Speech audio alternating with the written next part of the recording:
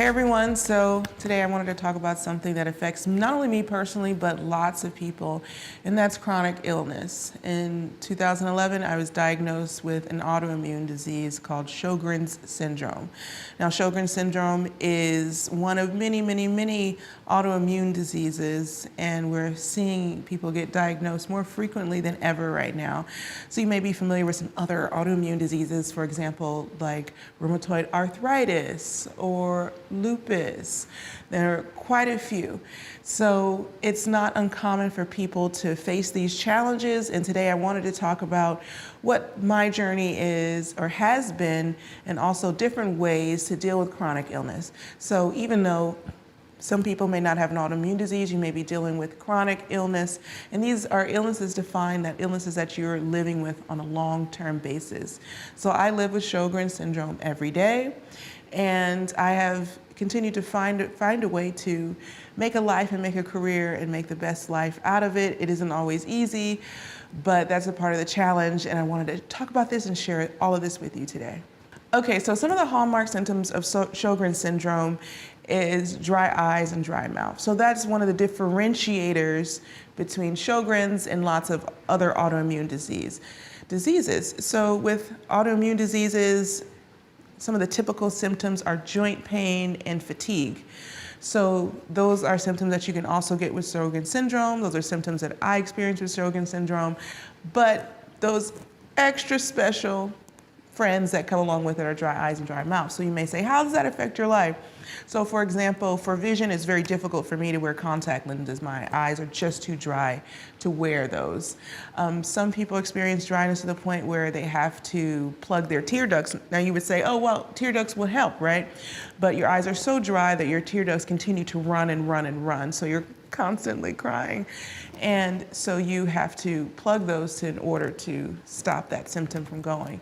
So it can be very uncomfortable to the point where you would get mouth sores. So as you can see, an extreme level of Sjogren's syndrome or extreme flare-up or extreme symptoms can start to really affect your life. So one of the issues with autoimmune disease is that they're very tricky to diagnose. So a lot of people spend an average of 7 years before they get their diagnosis. For me, I was right in that 7-year window where I literally got too sick to continue to play professional sports before I had a diagnosis.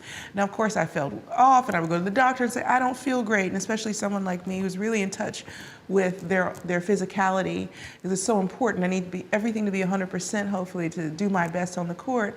And so I had to get so sick that I wasn't well enough to play and continue my life to get a diagnosis. So of course, one of my goals in life is to help people get diagnosed and feel better sooner. And in April was Sjogren's Syndrome Awareness Month. So that was a great month for people to be aware of not only Sjogren's, but all autoimmune diseases, and to understand what symptoms they may be having and how to get diagnosed so you can get treated right away.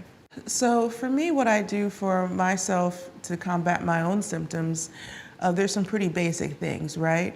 So outside of course, seeing a medical doctor, super important. I'm not your medical doctor, I'm just sharing with you my experiences. So it's important to see a medical doctor and get a proper diagnosis so you know what you're treating. Sometimes when you have an autoimmune disease, you can have more than one. Sometimes they come with friends that you don't even want at your house. You know that friend that comes and they knock on the door and invite themselves in? That kind of thing.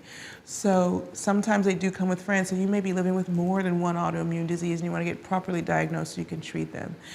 For me, there's some super basic things that are super helpful. Staying hydrated. You know, autoimmune disease is about inflammation in your body, so if you're staying hydrated, that helps your inflammation.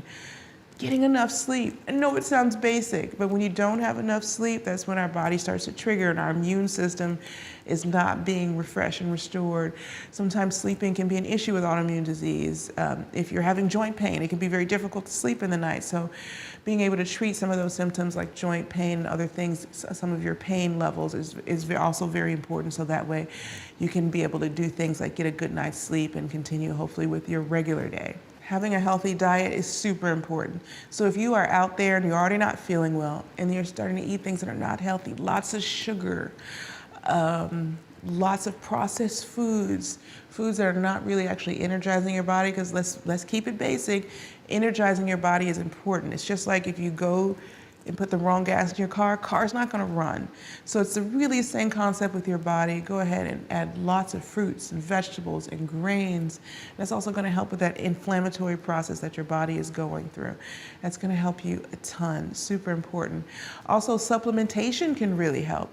So when you're talking to your doctor, get your blood checked. See if you're low on certain sorts of vitamins, and that can also help keeping those vitamin levels up, keeping your body in that right level. That can also give you some boost. So sometimes there's some low-hanging fruit that you can grab at that will really help you to be able to feel a little bit better. Every little bit helps. So you can add a little here, a little there, a little there. You can start to hopefully feel some genuine health.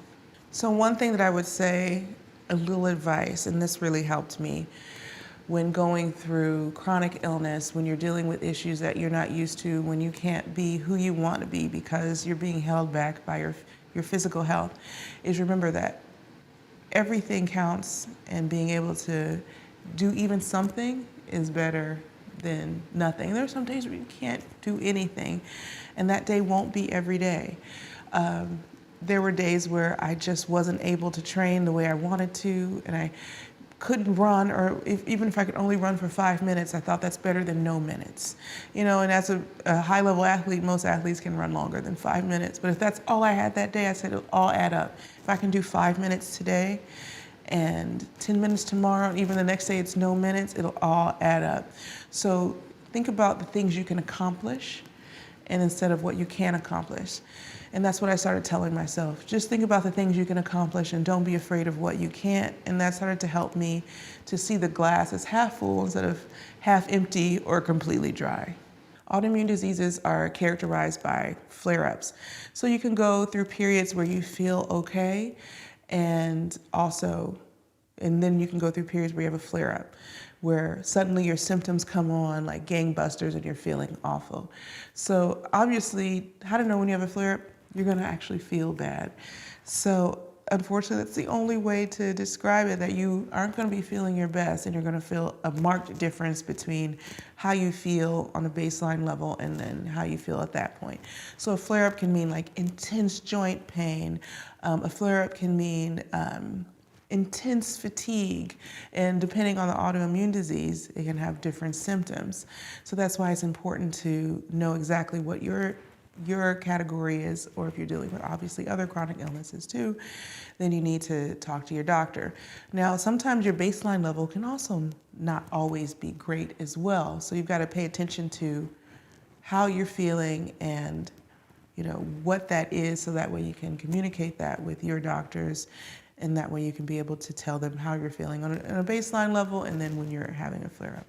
So everyone's life is affected in different ways with autoimmune diseases.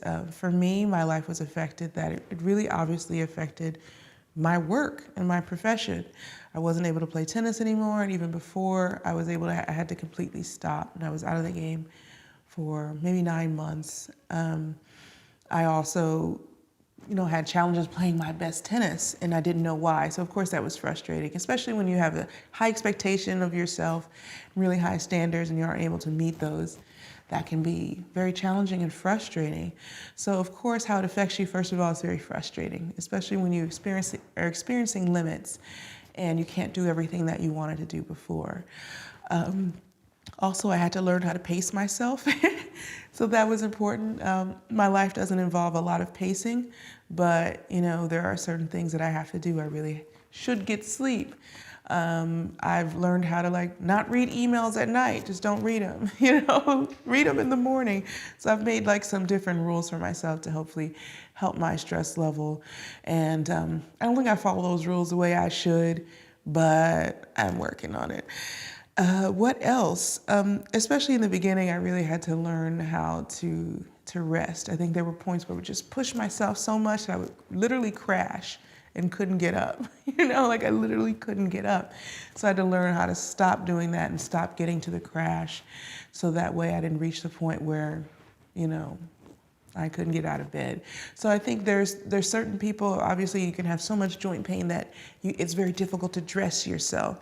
So those are challenges that as an adult, you want to be able to dress yourself. Those are simple things that we take for granted in life. Some people experience so much fatigue that things like dressing themselves is very difficult. And that can be a very challenging thing. But of course, we focus on the things we can accomplish and not on the things that we can't. Another thing that people with chronic illness or autoimmune diseases deal with is that you look fine. Look at me. I look like the perfect picture of health. You would not look at me and say, that woman has an autoimmune disease.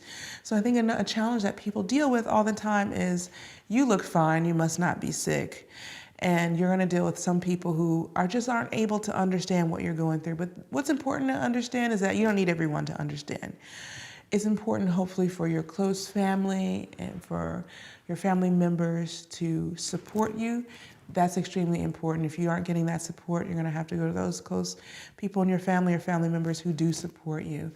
And that's extremely important, because living with an autoimmune disease or chronic illness, you look fine, but you aren't fine. So this was a really special moment for me to share with you some of my life experiences with autoimmune disease and chronic illness. And of course, I'd love your comments below, because I'd like to know other ways that I can help you get through this journey.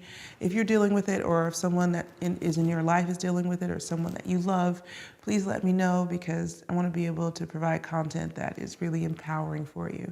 Of course, you can check out the Sjogren Syndrome Foundation and put the link down in the bio, and also a link to a few other associations that can definitely help you get through this and be maybe a starting point for your journey if this is a start for you.